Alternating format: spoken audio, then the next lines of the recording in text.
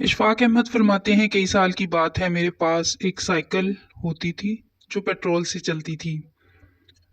उसको NS quickly कहते थे। वो मैंने 925 रुपये 35 पैसे में ख़रीदी थी और वो बड़ी ताकतवर थी। आजकल के मोटरसाइकिल से बहुत आगे निकल जाती थी। उसकी सबसे बड़ी खूबी ये थी कि जब पेट्रोल ख़त्म हो जाता था तो उसे साइकिल की तरह पैडल मारकर चला सकते थे। जर्मनी की बनी हुई थी। मुझे बड़ी मेहरबानी से डायरेक्टर ऑफ इंडस्ट्री ने परमिट दिया तो हमने 935 रुपये इकट्ठे कर लिए, साथ कुछ पैसे दिए और ख़रीदी।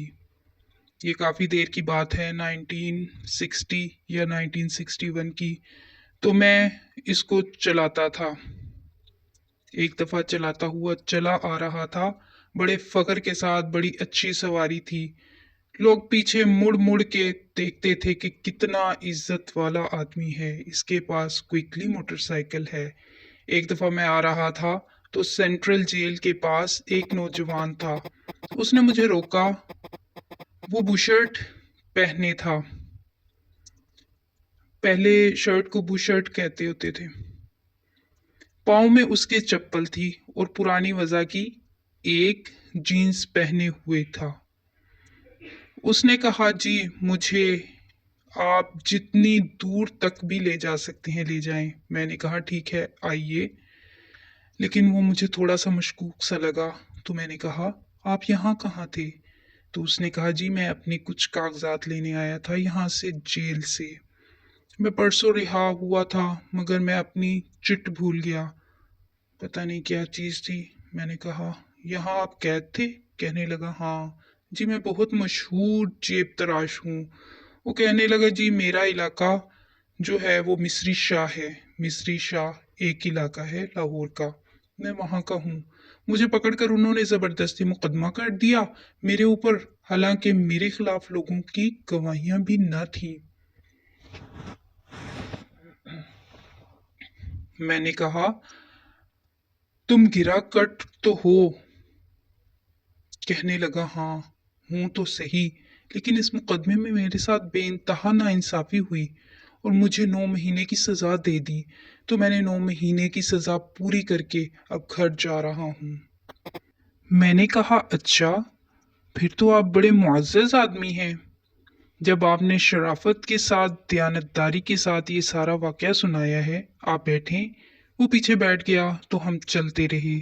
जब हम फ़िरोज़पुर रोड पर वहाँ पहुँचे, जहाँ फ़िरोज़पुर रोड आगे जहाँ का लिटन रोड में तब्दील हो जाती है, तो वहाँ पर जाकर उसने कहा आप इधर से चलें, टेम्पल रोड की तरफ से।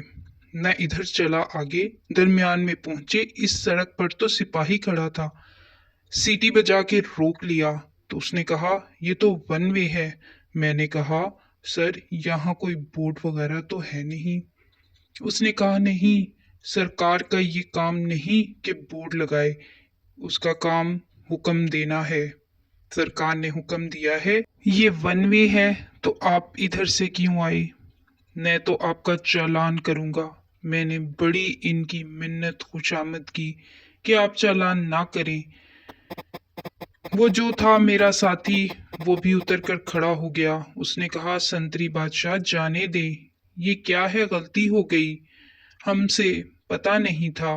उसने कहा नहीं, मैं आपको नहीं छोड़ूंगा। मैंने कुछ बहस करने की कोशिश की कि आपको बाहर बोर्ड लगाना चाहिए था, आपने बोर्ड नहीं लगाया। उसने कहा बोर्ड लगाना हमारा काम नहीं है, ये किसी और महम ये किसी और महकमे का काम है, आपको पता होना चाहिए। उसने कहा कानून से नाआशनाई जो है वो हमारा कसूर नहीं है, आपका कसूर है। आपको पता होना चाहिए कि लाहौर की कौन सी सड़कें वन वे हैं और कौन सी नहीं हैं।